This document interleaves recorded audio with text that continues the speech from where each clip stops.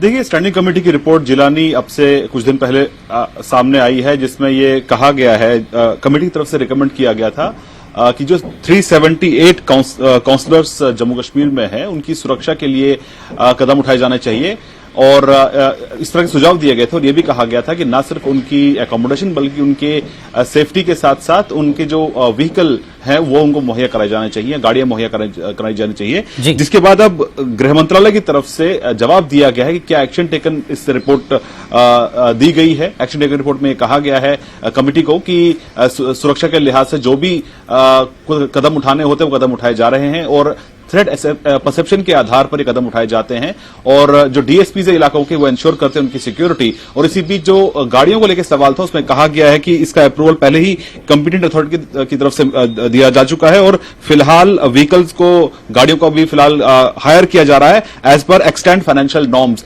यानी कि जो कंसर्न थे उनकी सिक्योरिटी को लेकर था, उनकी व्हीकल को लेकर था, उसको भी अब हल कर दिया गया है। तो ये जवाब दिया गया है गृह मंत्रालय की तरफ से standing committee on home affairs जो राज्यसभा की है और इसमें यह भी बताया गया है कि किस तरह से थ्रेट परसेप्शन बार-बार समय समय पर असेस किया जाता है और उसके आधार पर ही उनकी जो सुरक्षा है उसको और मजबूत किया जाता है।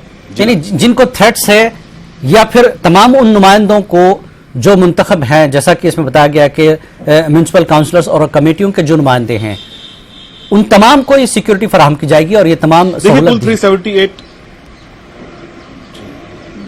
जी कुल 378 ये काउंसलर्स हैं और इसमें ये जरूर रहता है कि थ्रेट परसेप्शन के आधार पर सिक्योरिटी घटाई या बढ़ाई जाती है। ये जो येलो बुक है होम मिनिस्ट्री की उसके आधार पर ही वो ले डाउन प्रोसीजर्स हैं कि किस तरह से सिक्योरिटी दी जाती है। हालांकि सिक्योरिटी सभी के पास रहती है लेकिन किसी पर अगर थ्रेट परसेप्शन ज्यादा है तो उसकी अधिक सिक्योरिटी बढ़ाई जाती है। ये सिर्फ जम्मू कश्मीर के लिए नहीं है, पूरे देश के लिए इसको इंप्लीमेंट किया जाता है। तो ऐसे में बताया जा रहा है कि सिक्योरिटी इनके मुहैया कराई जाती रहती है थ्रेट परसेप्शन के आधार पर। और वहीं जहां तक सवाल गाड़ियों का है, क्योंकि सुरक्षित रहने के लिए ऐसी गाड़ियां भी मुहैया कराना जरूरी है जिसमें वो ट्रैवल कर सके। तो ऐसे में गृह मंत्रालय की तरफ से कहा गया है कि उस पर भी एक्शन ले लिया गया है और गाड़ियों को फिलहाल हायर किया जा रहा है। उनको जल्द उसके लिए उनको वो भी मुहैया भी कराई जाएंगी और इसके लिए जो एक्सटेंड नॉर्म्स हैं, जो ले डाउन जो गाइडलाइंस है उसके तहत ही गाड़ियों को हायर किया जा रहा है और माना जा रहा है कि उसमें लगभग सभी को ये गाड़ी मुहैया कराई जाएगी। जी, बहुत बहुत शुक्रिया शैलेंद्र इस जानकारी के लिए।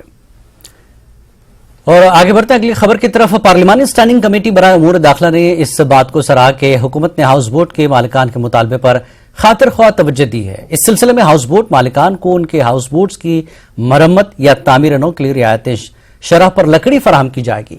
तमाम हाउस बोट के मालिकान जो अपना हाउस बोट कारोबार बंद करना चाहते हैं उनकी बाज़ाबतकारी की पॉलिसी के लिए कमेटी की सिफारिश पर तवज्जो नहीं दी गई। इसके लिए कमेटी एक बार फिर हाउस बोट मालिकान के लिए बाज़ाबतकारी की मुनासिब पॉलिसी के लिए अपनी सिफारिश का इआदा करती है।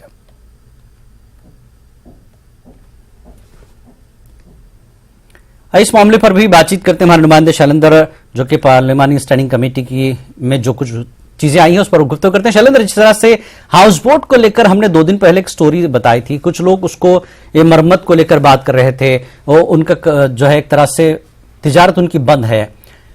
एक तो ये कहा गया था कि आप जो गाइडलाइंस है उसके मुताबिक उसकी मरम्मत करवा सकते हैं, लेकिन कुछ लोग चाहते हैं कि पूरी तरह से तब्दीली कीजिए, किसी तरह की तब्दीली की जो है उसमें इजाजत नहीं है। तो इसमें स्टैंडिंग कमेटी में क्या कुछ इस मसले पर गौर किया गया, क्या कुछ सहूलतें देने की बात हुई है?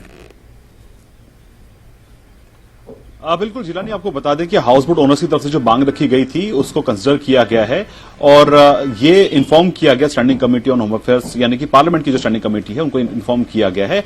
और इसके बाद अब स्टैंडिंग कमेटी ने अप्रिशिएट किया है और कहा है कि सरकार ने जो कदम उठाया है वो बहुत सराहनीय है, सही कदम उठाया है। जहां पर जो डिमांड थी हाउस बोट ओनर्स की कि उनको टिम्बर सस्ते दामों पर मिले, कंसेशनल रेट पे मिले, ताकि वो अपने हाउस बोट को रिपेयर या रिकंस्ट्रक्ट कर पाएं, तो उसके लिए अप्रिशिएट किया गया है स्टेट गवर्नमेंट के और एमएचए के कदमों को कि जो इसके लिए उन्होंने कदम उठाए हैं ताकि उनको सस्ते दामों पर टिम्बर मिल सके। वहीं दूसरी तरफ जो एक और मांग थी कि जो ये बिजनेस छोड़कर कुछ और करना चाहते हैं उनको रिहेबिलिटेशन के लिए भी एक पॉलिसी होनी चाहिए। हालांकि इसको लेकर होम मिनिस्ट्री की तरफ से अभी तक ऐसी कोई पॉलिसी तैयार नहीं की गई है, रिहेबिलिटेशन पॉलिसी तैयार नहीं की गई है। तो कमेटी ने एक बार फिर ये रिकमेंड किया है कि एक रिहेबिलिटेशन पॉलिसी तैयार की जानी चाहिए हाउस बोट ओनर्स के लिए जो अपने हाउस बोट बिजनेस को बंद करना चाहते हैं और उसको एड्रेस अब तक नहीं किया गया है। और ऐसे में ये कहा गया है गृह मंत्रालय को कि उनके लिए एक सूटेबल रिहैबिलिटेशन पॉलिसी लाई जाए हाउसबोट ओनर्स के लिए, ताकि वो अपनी उनकी जो कमाई है वो